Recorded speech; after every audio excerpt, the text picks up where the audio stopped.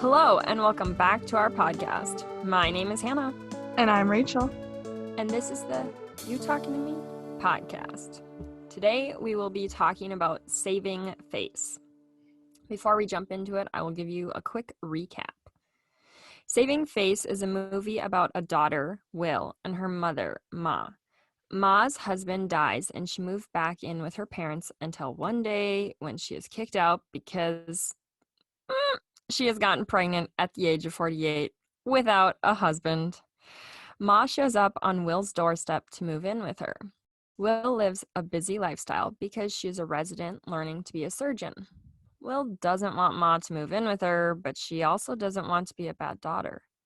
Will is also keeping a big secret from her mom. She's gay. Will starts seeing Vivian and eventually brings her home to meet Ma as a friend. When Will finally gets the courage to tell Ma that she is gay, Ma says she doesn't have a daughter who is gay. The two women have a falling out until Will discovers who the new baby's dad is, and she rushes to stop her mom from marrying a man she doesn't love. After supporting her mom and making sure that she is doing what is best for her life, Ma comes around and supports Will. By this point, Will's love is heading to the airport to leave on a 4-year contract as a ballerina.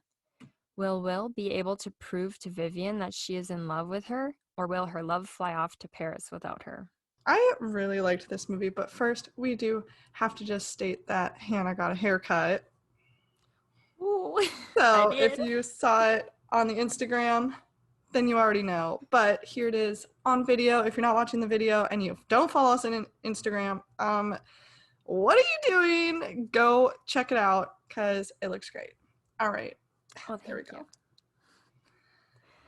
All right, Hannah, you chose this movie. Why? I did. Well, actually, I think I gave you options and you picked. That's true. But I chose this one because 1, it looked like it'd be funny, right? And 2, it seemed like I would like it because it was about 2 women who are falling in love. But that wasn't the only storyline. It seemed more complex than just, this is a movie about 2 women who fall in love. And I also wanted to watch it just because it wasn't, white people. I think that all movies seem like they're friggin' white cast, and that's annoying. And I like to see things that aren't just white people. And I don't know, I feel like most of this cast was Asian descent, would you say? Oh, absolutely. I feel like almost all of it was. But I really liked this film, which Hannah is right. I got a couple of trailers to look up, and then I got to pick which one I wanted to watch the most. But this is also Hannah's number one choice out of those couple. So True. We had the same wavelength going on here. And I really liked this movie. If you've seen a previous podcast of ours called The Half of It, you will know that, or you will find out, and you could probably tell, that this is written and directed by the same woman, Alice Wu.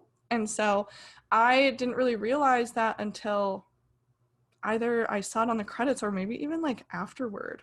I don't even know. And I think I told you. I think so too. And I was like, oh yeah, I can totally see that now. The way Will is written and the way Ellie was written in The Half of It seem very similar in personality, very smart, very shy, doesn't want to disrupt the life at home just because of what they're feeling and whatnot. So I really liked that Alice Wu had another movie that was completely different with a similar type character. And it goes to show that even if the characters very similar, that the storyline can go in 2 million different ways. I don't know. What did you think about that? Yeah, I agree. And I guess it's kind of funny because this movie, so Saving Face, was actually Alice Wu's first film, and her second film ever was The Half of It. This one was released in 2004, and The Half of It was probably 2019, 2018. So, I mean, there's a big gap in between when the two came out, and I mean, even though there aren't like huge differences, you could also see the growth in her writing style, I would say. But yeah, I really liked this one, and that it felt, well, I guess I don't know, Alice. I was gonna say it felt authentic to her, but the only reason I say that is because both are written, the half of it in Saving Face are kind of written, like we said, Ellie and Will have sort of same characteristics, and I'm imagining that Alice must have some of those characteristics. So it probably feels like authentic to her life and her experiences that she's gone through. Well, I mean, if y'all remember, and if you don't, go watch that podcast. She went to college when she was like super young. So she was like brilliant. She was very smart and probably had a lot of pressure, you know, to be a certain way. And that's why these movies were written by her, because it must have been difficult coming out to her family, I'm guessing, because I feel like she wouldn't write these films if it was like easy peasy lemon squeezy. So I agree that these seem very authentic, even with the two very different storylines. So I just think also she's very talented. If the two movies she made were both created, and one of them's on Netflix, one of them's on Amazon Prime, the one we are watching and reviewing right now was on Amazon Prime. So if you want to go watch it, go there to check it out. And I mean, yeah, they're pretty far apart, but that just goes to show two things: is that it takes a lot to get films made, especially if you're not the man, like Steven Spielberg, Quentin Tarantino, like these stupid men. Anyway, yes, they're talented. Well, I hate Quentin Tarantino, but that's just me. Like, if you're not the man who is like in charge of every movie that pretty much comes out, it's going to take a while for you to get something made again, probably, especially if, like, let's say your first movie and you're a female director or writer, like, wasn't uberly successful. It takes forever for someone to give you a second chance, because if you mess up once as a woman, it's probably because you're not that good. Whereas men are allowed to mess up like plenty of times or have crappy movies, and they still get other chances to make better ones. So what gives here? But it True. also goes to show that it takes a long time to come up with great ideas that people do want to buy. Like, let's say she just like couldn't come up with one that was marketable at the time, or the studios maybe just bought a movie similar to that, or oh, we already have our quota filled on LGBT content this year. You know, there's definitely stupid stuff like that too. The industry changes every minute. You could just be one day too late to pitching to the studio with your idea. So I'm about to jump into the writing industry, you know, and I am fully aware that there are going to be times where I pitch the most perfect idea and someone literally just beat me to it with something similar enough. So some people can't make a movie every year, and you know what? She seems pretty happy though the way it is. But did you know? I actually do have a fun fact. Is that this won the CAPE Screenwriting Award, which is Coalition of Asian Pacifics in Entertainment Award, and it actually is the reason that this script got produced was because of this award. So, But yeah, like how you said that you could just be a day off or something. And I know I've heard of stories in the past where someone brought their script to one place and they're like, no, like that'll never work as a movie. And then they bring it to another place and they say the same thing. And then like the third place is like, okay, we'll do it. And then it's like the biggest hit ever. I can't remember which movie that was for, but I remember there was one that was really big. Maybe it was Star Wars or something. Finally, someone gave him a chance, and then it's like one of the biggest movies ever. I know That's that the only reason happened. why I think it's Star Wars. Yeah, well, Sorry. and I know What? that happened with the Harry Potter books. Not that we like Yeah. wrote them, but they're still good We books. love the story, hate the author. Can't believe Daniel Radcliffe wrote all those books when he was 5. Like, that's so amazing. Like, what a great author. He's so talented. He can do anything. If you don't know why we're saying we don't like her, the author, it's because she's transphobic. So goodbye. We don't support that on this channel, on this podcast. Especially not during Um, Pride Month. yeah, Yeah. or ever. Okay. Okay. Well, I feel like I lost my train of thought there. But yes, it depends on where you're going. You know, someone will give you a shot, and who knows why there was such a huge gap in between. Maybe she was busy doing other stuff, you know, people have lives. um, but I guess you said a fun fact, so I will give a fun fact because I think this is funny. Obviously, we've just, encountered this giant thing you might remember called coronavirus. Um, okay, they keep talking about Flushing, New York in this movie, and it is where the city's largest Chinatown is located, which I think is cool. But in Flushing, there's also the fourth largest park in New York City called Flushing Meadows Corona Park. And I just thought that was too funny to not mention. But the park was created for the 1939 World's Fair. So I guess there's your little history lesson for the day. Yeah, and that's it because history, not my strong suit. No, I loved that you could tell that this was directed by a woman. Okay, so I am not the type of person who likes sex scenes. I'm not the type of person who likes nudity. If you remember our Love Actually podcast, my little sister had to literally cover my eyes when the people were naked on the screen. Okay, but this movie, you could just tell. It was one, necessary, I feel like, to show the sex scene and to show two women intimate with each other in a way that wasn't sexualized for our pleasure. Okay, that was very important. You could just tell that it was directed by a woman because it just lacked the male gaze during those scenes. It just felt very authentic, like kind of like I was watching like from the other side of the room, and I felt very awkward because it did just kind of like feel like a real intimate moment. And I was like, I should maybe cover my eyes because I feel like I'm peeking like through and watching this happen. And I'm pretty sure I watched this at work too.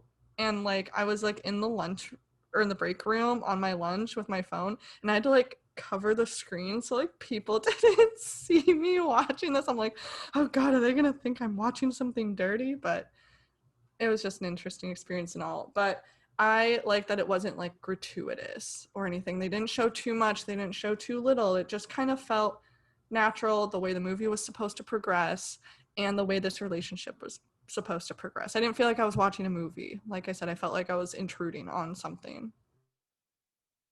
Right. And to go with that, I like that it's broken up with humor too. So how Rachel said it didn't feel like a male's gaze, like it wasn't for male's gaze.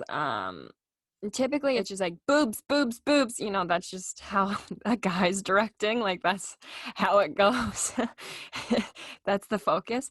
Um, and this was just like it was like getting the soft skin on the back and like seeing the way a body curves and like the way they're working together. And it's just more tasteful. And then it's broken up. Will's going down on uh Vivian, and Vivian's mom calls because it's Vivian's birthday. And then she says something about like, oh, did Will ever show up or did that girl ever show up? Or I can't remember exactly how she worded it. But then, or she's like, oh, maybe she's there right now. And like Will just like pops up from under the covers and they both just like burst out laughing. Cause it's like, oh, if only she knew. Yeah, it felt like real, like honest. Like I feel like nobody's having just like super passionate, like hour-long sex with people. I don't know. Maybe that's just in the movies, but I feel like most people like, I don't know, bump their leg wrong or like accidentally like hit you in the face or like I don't know, just like things can happen, like funny things can happen. Your parents could show up unaware. I don't know the word. Anyway, like the call, it just sounds Unannounced. unannounced. There we go. I'm so flustered thinking about that happening. No. It's just like she called in the middle of it and left a really funny voicemail, which like in today's day and age, like we would never hear that voicemail because almost no one has a landline anymore. So I kind of like liked that it was aged in that way, but also it's just kind of funny to think about now because like that would never happen. You would just go to your phone later and listen to it and then the comedy bit's over. But I really liked the authenticity of that moment as well. I agree. The humor was great. And I guess we haven't mentioned that. So their relationship, Vivian and Will's relationship, is interesting because Will is so closeted and Vivian wants to be like out and loud and proud with their relationship. And then Will kind of blows off Vivian a few times, I think just because she's nervous or like she doesn't want to be so out there. And then she can't even believe that Vivian's told her mom about Will because Will just like cannot imagine doing that. And so the night that they're sleeping together, like I said, it's Vivian's birthday. And what had happened is Will is late because of work. And Will actually works for Vivian's dad. And when she arrives at Vivian's apartment, Will and Vivian's dad had both sent Vivian the same flower arrangement. And it's just like showing her that Vivian maybe feels like she's been abandoned by her dad a little bit. And then Will is kind of repeating the exact same thing. And is she going to be the exact same person as Vivian's dad? Or is she going to stand up and be her own person and make the time for Vivian? So that's my thoughts on that. I never even put those two together, but I think that's a very good kind of analysis of the two relationships in Vivian's life. I think that's awesome that you like brought that up. I also wanted to touch on Vivian's reaction. So Vivian, like you said, wants to be out with Will, but Will also wants to stay closeted for reasons at home. I mean, she's literally living with her mother right now. That's not ideal, especially if your mother's probably not going to be into it. So I just wanted to say that, like, I totally get both sides because, I mean, even if you're in high school, even if you're in middle school, and you guys have two different, like, feelings about it, it doesn't just have to be when you're in your 20s and 30s. Like, I think these people are in their 20s. But it doesn't have to just be when you're an adult that, you know, you want to be out. You don't want to stay closeted any longer. You've already done that. You know, you want to be able to have an out relationship. I totally get that because you shouldn't have to closet yourself again just for somebody, because you should live your life the way you want to. And if you want to be out, you should stay out. But I also understand, you know, from Will's side is like, it didn't seem safe or appropriate for her to come out at that time. And so sometimes you're just caught in the right relationship at the wrong time, and you have to evaluate like your happiness then at that point and what will make you the most happy, like staying in the relationship or living the life that you need to live. And so I get both sides. Like, they did a very good job. Alice Wu did a very good job at making both sides empathetic and right, and simultaneously like kind of wrong, you know, like wanting to push each other like the other way. Like, it was so smart. I don't know. She's such a talented person. Like, this is her first movie. Yes, they were. And one of the characters I want to make sure we don't forget to mention is Ma's mom.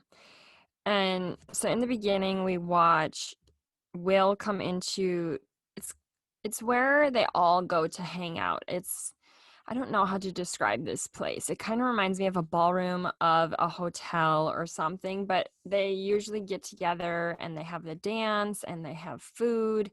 And I don't know if it's once a week or once a month, but it's It, it something like that. it reminds me, I haven't seen like Bridgerton or anything, but it reminds me of like the socials that they have in old-timey England, where like your status is dependent on like who's courting you at that time and stuff like that. It's very status related and like gossip heavy. Yes, exactly. And they are trying to set up people at these things. And yeah, there's a lot of gossip happening. But Will shows up and she's in not a dress or a skirt, she's in pants and a button up. And Will's mom is like not happy at all. She says something like, "Why can't you dress more girly?" or "Why do you dress like a boy?" Something along those lines. And then Ma's mom is just telling Will how she like looks so good. And I'm like, yes, get that supportive grandma in there. We love to see it. Yeah, she was specifically like, heels aren't comfortable anyway, like, because Will was wearing sneakers, I think, or something. They're like, why would you wear heels? They suck. So I just thought that was funny. And I hate wearing heels too because they are uncomfortable.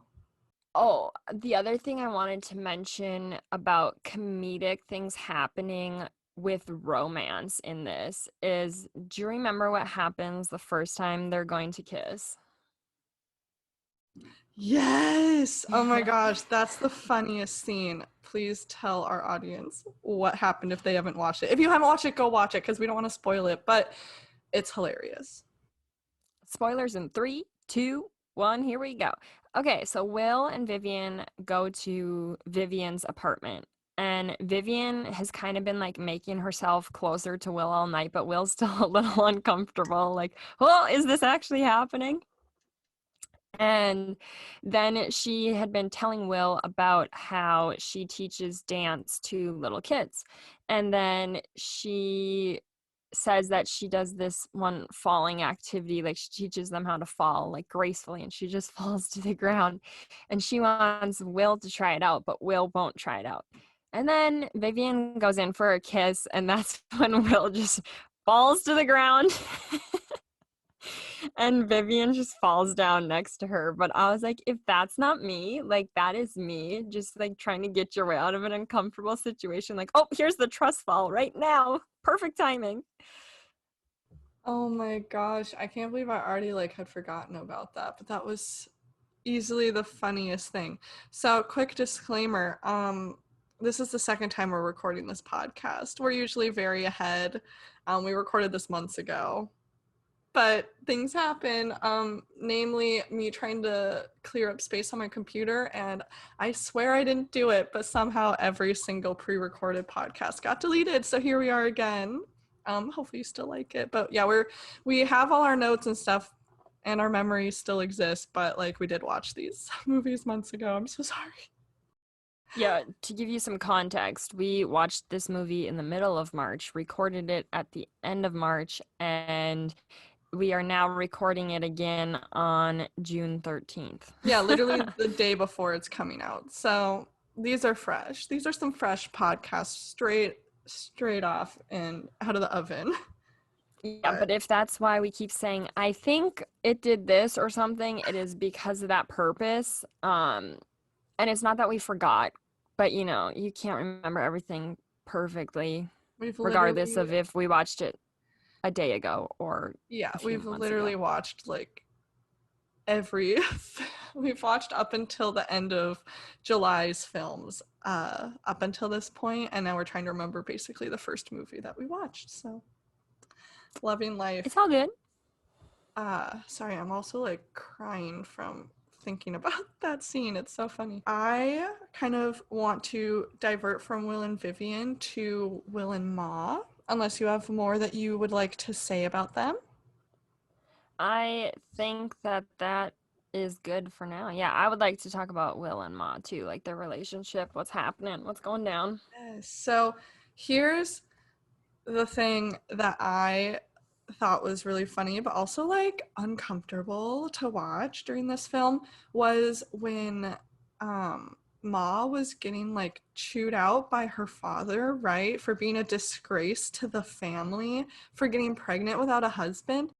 But like, here's the thing, like, she had a husband and had Will, literally had already had a child. Like, and yet at 48 years old is how old she is in this movie. At 48 in this film, she is getting chewed out by her elderly father for getting pregnant out of wedlock, which is something you almost only hear about with like teenagers, basically. Even like once they're out of high school, I feel like a lot of parents who are strict, but not like uberly strict, but still a little strict about it, are like, okay, well, at least they're not in high school anymore. At least they're not a teenager anymore. Normally, then it's even like, okay, but these people are strict. Like, they had a baby out, Ma had a baby out of wedlock. Doesn't matter the age. You're still an embarrassment to like the community. It was so uncomfortable, like kind of funny and weird. It was like disorienting, but in a good way. Yeah, it was weird to see that approach, where it's not appropriate for this person who's already been married, had a kid, and is now pregnant again. Because, like you said, that's not very typical. Usually it's the younger aged people. But the fact that the father was just so adamant that was still a disgrace. And then he was literally, like, so much so that he was willing to have Ma marry any man that would claim the child just because that would make him happy. Like, he didn't care if Ma would be happy or not with any man. He just wanted to set her up with a man. So, like I said in the recap, she's about to get married to a man that she doesn't even love, but Will stops it because she realizes that that's not the man that Ma loves. And she actually does love a man, and she figures out who the baby daddy is. And she's like, go get married to him. And then that's some more controversial, or it's kind of, it'd be like the dad wouldn't like that either because it turns out that it's this young guy. How old do you think he is? Like 30, maybe? Yeah, like probably barely older than Will, right? Or maybe even younger than Will, the same age as Will. Who knows? He could be the same age or younger or older than Will, but basically, like, she's gonna have a stepdaddy that's her younger brother. I mean, not literally her brother, but uh yeah, he is young, and so then that would be like bringing shame to the family name too. And it's like, I wrote down in my notes, I said, I like that this film showed how hard it can be to be living where people are judging you, but you still show up as your true self. And I think towards the end, they both show up for themselves, but it shows really truly how hard it is for Ma to try to live her life for herself, but also feel like she's not disrespecting or embarrassing her parents. And I think that same thing goes for Will. But Ma doesn't even realize that she's maybe doing the same thing to Will that her dad's doing to her. Yeah, I loved that parallel. Like they're two different things, but it's like the same feeling, kind of essentially like being told that you don't belong in this family, in this community, in this whatever, just because of who you decided to love or like something related to like who you love. So I really loved that parallel. And isn't the guy Will's best friend? Did you say that? Wasn't it him? The best friend? No, her best friend is the neighbor.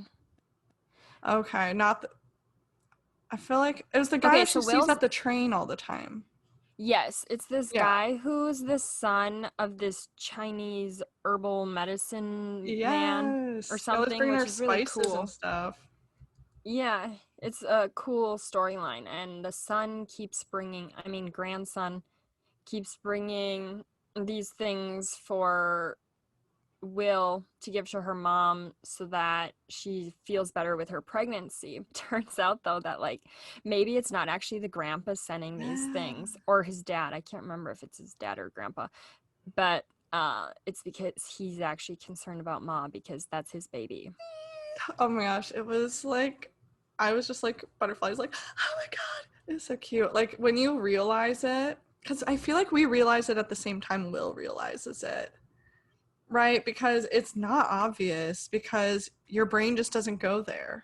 Like, oh, that's from the grandpa for sure because he's more age appropriate, more in the same age range. But here's the thing, if it was like an old man and a 48-year-old Ma, like no one would say anything, which is so weird. And I kind of hate that. Like, why does the man always have to be older? Or why is it okay only if the man is like 80 and the woman is like 45? It's like, I'm sorry, that's like the same age difference and no one says anything, even if it's like a creepy relationship. So True. all I'm saying is I'm glad that they like flipped it on our heads. Like we were like, yes, didn't see that coming. I don't know, you didn't see It's it coming, did because you? it's a woman writer. I swear. We No, love I it. didn't see it coming, but I wonder if we went and watched it again, if we would see it now because we know what happens, but I'm not sure. Yeah, I I feel don't like it know. obviously would be more obvious, but I don't know. I just thought that was so smart and like So funny because you think it's just, oh, I'm gonna fall in love with somebody that I had sex with outside of wedlock.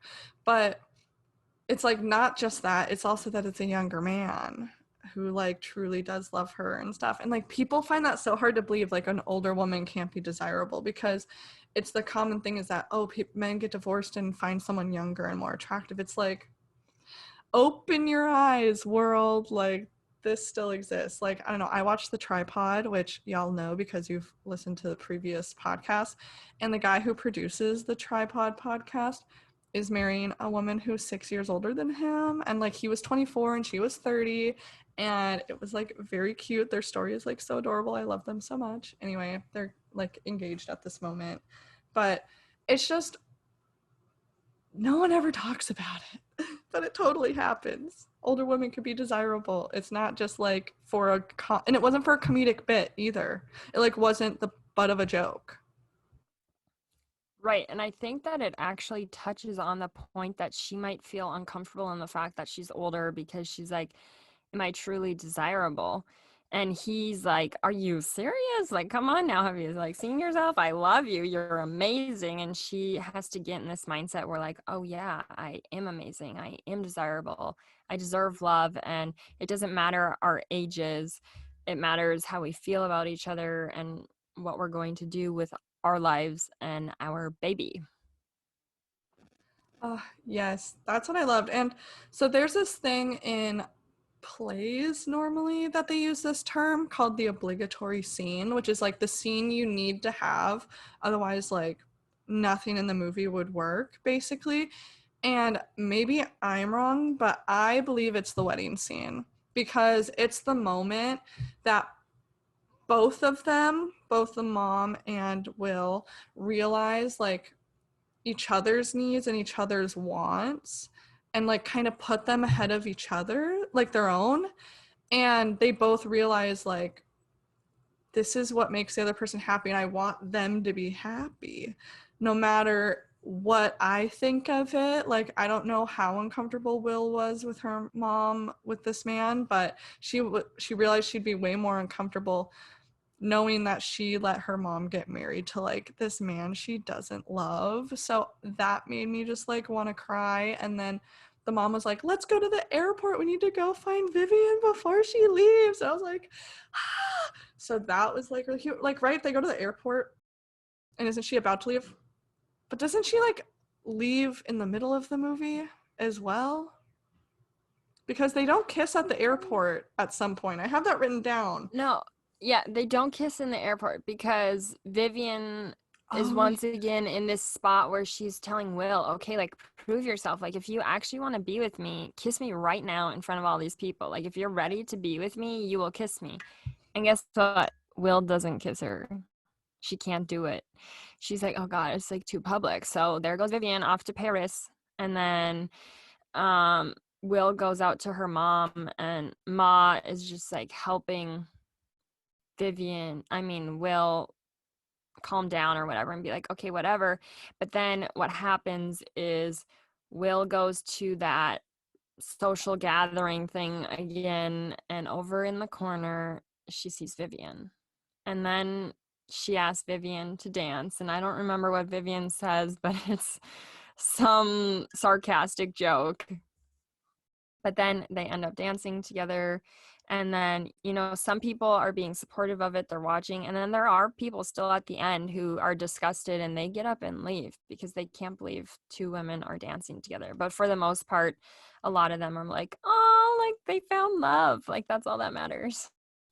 yeah, but I don't like in actuality that there are people like this, but I liked that, it wasn't the perfect ending. Like there are still people who are like, ew, because that's just how life is. And if there's one thing Alice Wu isn't, it's inauthentic. So she showed how it's still in whatever year, no matter what, like even if they have found love and her mom has become fine with it, um, not everybody will just because it's a gay movie. It doesn't end in sparkles and butterflies and happy like sunshine. Like it's still going to have challenges. And there's still going to be people who look at you and are disgusted or want to like not have anything to do with this, want this to be illegal, want this to be anything negative. And it's just how life is, which is very, very, very unfortunate. But I liked that it was included, because that's one thing that I have a problem with a lot of the newer LGBT plus movies that come out, is that instead of showing things super, super authentically, or like still having those bad people, or even making the LGBT people have negative traits, they make it like all perfect. And it's like, that's not what LGBT people want to look at. They want to look at people who are like themselves, who make mistakes, who are stupid, who are selfish, who XYZ, like all of these things. So that's what I liked about this movie, is that it didn't feel that way to me. Yeah, and it didn't go the extreme of the other route, because a lot of times it's either someone like, so either everyone's like perfect and like nothing bad can happen, or it's the other extreme where nothing goes right, someone's dying. It's just like the one extreme or the other. There's never this balance, and I feel like this movie had that balance. It has that balance of, yes, there are issues, yes, there are faults in people, and let's show those faults in people, and let's also have this happy ending, but it's not a perfect happy ending. Some people still aren't happy, but as long as you're happy with yourself and your relationship, like that's all that really matters. Well, and they don't show them like getting married and like living happily ever after either, because this might not work out. I mean, it's like Will's first real relationship with a woman. And so, like, I mean, anyone's first relationship with whatever gender that they prefer, that they are in love with, uh, odds are it probably won't work out. There are chances that it will, but like, it just shows that they're happy in this moment. I like that. Like, yes, it was in the future a little bit, but it wasn't showing them, look, they got together now, and look at them 10 years from now, they're married and have a huge house on a hill and like are both successful in their jobs. It's like they're happy right now. Yeah, and that's what matters. Exactly. Um, but yeah, like you said, not all relationships will work out the first one, especially, most of the time people get in a relationship in like middle school. Like that's probably not happening. But I'm pretty positive, I could be wrong, but I'm pretty sure my brother's first girlfriend is my sister-in-law now. I'm 99% positive. Well, and it goes to show that it's working out, because they're married and it seems to be working out. But like, he's also like been very sure of himself, I feel like, for a while, like knows who he is and stuff like that, where Will obviously is still dealing with that in our movie, because it just came out to her parents, well, her mom. She just came out to the entire community. Like, she is just now being open for the first time and willing to be open. Like you said, she was given that chance at the airport and kind of was still like, I don't think so. And now at 20 whatever is finally getting there. And so it might take a couple tries with a couple of people to find the one person that she is meant to be with. And maybe she's found it in Vivian. Like, we obviously will never know, which I think is beautiful. So I love the open-endedness, but also the closedness of it. Like, she's happy now, but will she be happy forever? Who knows? That's life. Exactly. Plus, no one's always happy forever. Like things go up and down and all around, and they'll be happy, they'll be sad, things happen.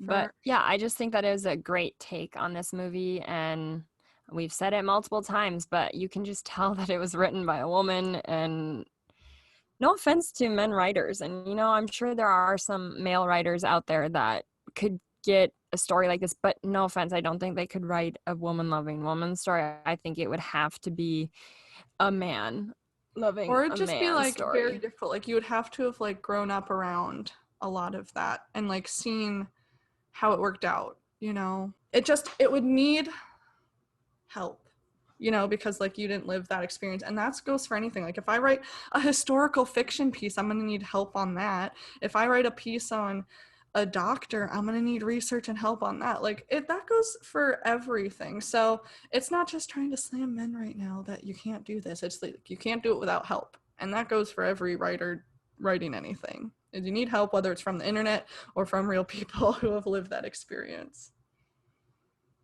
Right, because I think one thing that's beautiful about writing things, whether that be a book, a movie, a TV show, whatever it is you're writing, you can write about things you haven't experienced, but because you're using your voice to do so, but you also probably need the voices of others who have experienced things like that, or you have to do your research to help tell that story. Precisely. And here's something that I loved where Alice Wu used her voice for was how much like Chinese and Mandarin was in this movie. Okay, it wasn't just a gimmick like at the beginning, oh, they speak a different language, woo, because there's a bunch of Chinese people in this movie. It was like throughout the whole thing. I don't think Ma spoke English like at all. Like Yeah, I'm not barely. sure if she did. Maybe to the neighbors sometimes. Yeah, like barely, if any. Like it was almost always in Mandarin Mandarin. and was always subtitled. And I was like, yes, because you know what? That's just how her life was. Like she understands listening to English, but is uncomfortable speaking it probably long term and is more comfortable just speaking Mandarin, and the people around her understand her. So why would she change? You know, like she True. lives in Flushing, right? That's where they still live in this Flushing, yeah, Flushing. Flushing. So I mean, like it's the largest Chinatown, so a lot of people understand her there.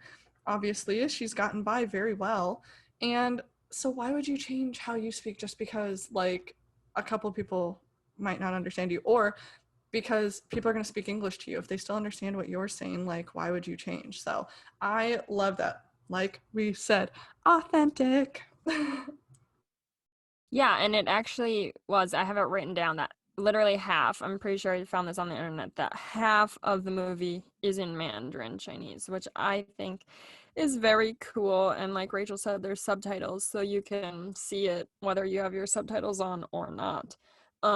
But yeah, I think that that really truly does add to the authenticity of it because I feel like that would be normal. Or I nannied for this family that the parents grew up in Argentina. And when I was around them, half of the conversations were in Spanish. And just like, half the conversations in this movie are in Mandarin. That's just normal. That's just how it was in their lives. And I think that maybe Alice grew up that way. I mean, who knows for sure? That'd be me making a huge assumption about the way Alice grew up. But you would think maybe that because she added that, that's true, or maybe her friends, that's just how it was at her friend's house or something.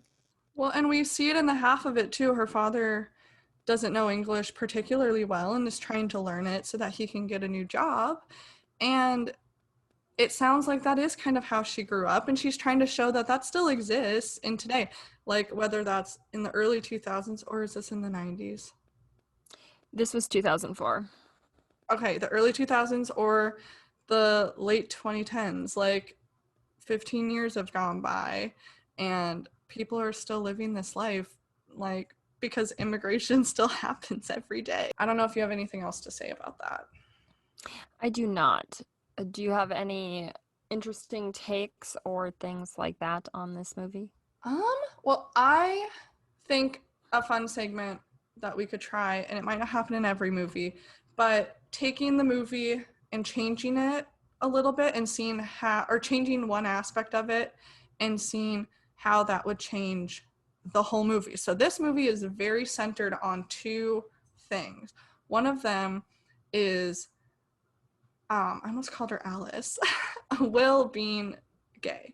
So that's like a huge take on the movie and what would change if this film was about a straight couple. Like, what would have to change for it to still kind of have the same meaning both ways? With the mom falling in love with the younger man, what would have to happen with Will to make it have the same story, like the same theme there?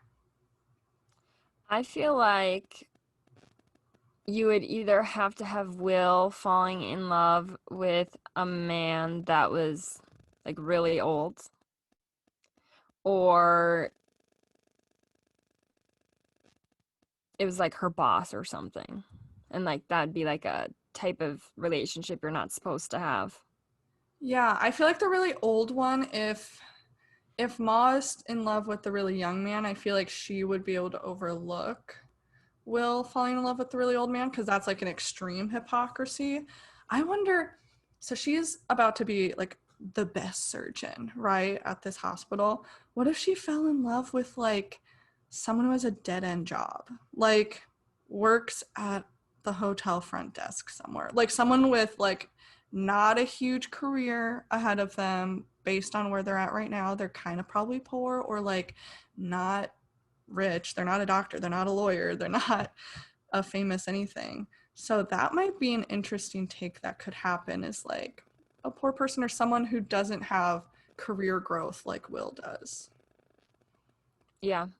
Or like the drive to go pursue their goals, their dreams. Yeah, because one, it could be seen as like gold digger, you know, or like you're just doing this to like make us upset, that type of stuff, because that's what a lot of people in like richer families could definitely think, because they're like, you're just trying to rebel against the family by choosing this person. So that might be an interesting take as well. I like the boss one too, but Yeah, because like you're not supposed to date your boss, especially I guess I don't know about a hospital setting. I could ask my sister-in-law, but I feel like it's typically frowned upon if you date your superior. yeah, you have to like go to HR and like make sure it's legal or whatever. They're just, I don't know. If did you watch the most recent Bold Type, Hannah? No, it's still not working on my TV, so my life is sad. We love that show so much, and they're like dealing with the whole like um boss and underling, can they date, can they not, like type of thing. It's an interesting story. So I do think that would be one, because I mean, she's about to be like the best surgeon. Could you imagine if she was like dating her boss? Like, is she only going to be the best surgeon because she's dating him? That's always going to be the take. Now, True. But I'm happy it wasn't a straight movie. same. Now, what if it was the gay movie that we know and love, but it was a white centered film? Like, what would Mm. have to change for a lot of these? Like, I feel like it's so centered on being Chinese and being in this specific place that like changing that would like really affect. I feel like the only way that it could like It'd have to be a very religious. Or I feel like another one, like I said earlier, that little party was a lot like old-timey England. Like, it would literally have to take place in so far like in Victorian era. I don't know if they still do that kind of stuff, but every time we watch like Bridgerton and stuff, it takes place like decades ago. So Well, I feel like even if it was in like the 50s, that it would still apply because gay marriage is like frowned upon. And then the fact that Ma had issues at first with the neighbor who was black, I feel like that would be accurate for that time period too. oh yeah. Um, and that would, yeah, just like a super white Catholic family. Yeah, for sure. Like that, it seems like that would have to be the big thing that would have to stick, is like the idea of disdain for LGBT people and just people different from themselves. Like we said, there's this whole scene about Ma and the black neighbor across the street or across the hall being like, she was not chill with this guy living here. So But then they become friends, so it's okay. But it's at very, first, it talks about that racial divide and like how she probably doesn't want to have people be racist against her, but then she's also going and being this racist person against the neighbor. But also, I'm not saying that all Catholics are against LGBT plus people, and I'm not saying that they're against Black people either. I'm just saying that from my experience, maybe in the 50s, well, I yeah, wasn't from alive when then. Hannah was in the 50s. Yeah, when I was in the 50s, um, uh, but I have had some experience with like super Catholic people, and that is where the issues run into for LGBTQ plus friends, and they just don't think that they think that's a sin. Catholics do, not all of them, but, and I'm not saying only Catholicism is there. There's all sorts of people with all different religions and lack thereof, and they still don't believe in LGBTQ plus folks. All right. Do you have any other fun facts about this movie? Nope, I don't. Well, I have one and only one other one. Well, maybe two. Okay. Well, anyway, the president at the time that this film was being shot of Will Smith's Overbrook Entertainment production company helped Wu get there's this establishing shot supposedly at the beginning of the movie. I don't remember it because it's been months now, but there's this big sweeping shot of New York City, and the production company they were making Hitch at the time, which is a Will Smith movie. They let the camera crew for this film go onto the helicopter with them to get this shot, which I thought was very kind because they did not need to do that, but they did, and it probably cost way less money to get the sweeping shot in a helicopter with the help of literally a huge company. Also, I just saw this right now. The flight announcer's voice at the airport. Oh my gosh, at the airport.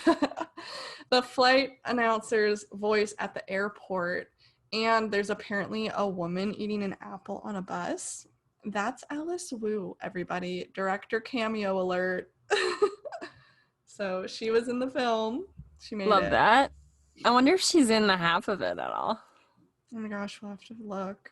I don't know what she looks like, so I would never find her. Yeah. But I think that's it for us for this week. Watch for next week. We're going to be doing 2 TV shows like we did last season, and it's going to be Schitt's Creek and Queer Eye. And we have some opinions. Oh yeah, and it's the new Queer Eye that's on Netflix with like Tan and Jonathan and all of them. So watch that one, and just watch the first episode of both if you haven't seen them, and come back to hear our very strong opinions of both. I won't say either way how we feel, but you will find out soon enough. You will find out very quickly. They are strong opinions. I'm not going to lie. If you're going to be sensitive, if you are a person who is sensitive to strong opinions, maybe actually skip next week's episode because they're going to be strong.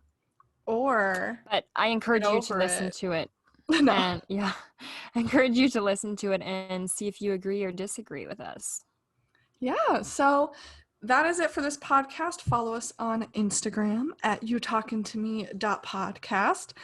Email us at youtalkingtomepodcast@gmail.com.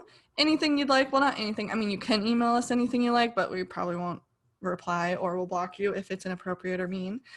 Leave us reviews on all of the podcast sites because it does help us. Like, we want other people to watch us. And I just checked our stats the other day. We have like 5 countries who have watched us. So keep us growing, people. We want more of you to hear us. Follow us on Twitter at youtalkingtome11 because we're both number 1. And subscribe to our YouTube channel. Hit the notification bell. That's the thing I always forget, and Hannah has to save me every time. But you definitely want to check us out on YouTube now because we're in video. You get to see us. You get to see the voices. Wait, the faces behind the voices and see how we actually set it up. See our beautiful backgrounds. Hannah's in a basement, and I clean my room just enough so that you can't see the mess. So it all goes on the floor at the base of my bed. I mean, I could literally show you right now. Like, my floor is like really messy. I don't know if you can see that. Like, you're set up on a book, it looks like, for Rachel. Oh yeah. Also, it's on a book, so that the microphone. For me. You're on a Bones whole series of DVDs for me. The box set. Yeah, so, baby. Fun fact, everybody, I bought this book in Europe. It's called The Big Screen by David Thompson. Never read it, but it was $2 American dollars for this big boy. And that was when I wanted literally anything to know about the film industry. I still do, but this book is just too big for me to open right now. So not really my type of book right now. So when you watch our YouTube channel, you get to see all this fun stuff. So come check us out and subscribe. Hannah, take us out. Well, with all of that, I think that we are done with today's episode. So thank you so much for listening or watching. And my name is Hannah. And I'm Rachel. And this was the You Talking to Me podcast. Bye. Bye.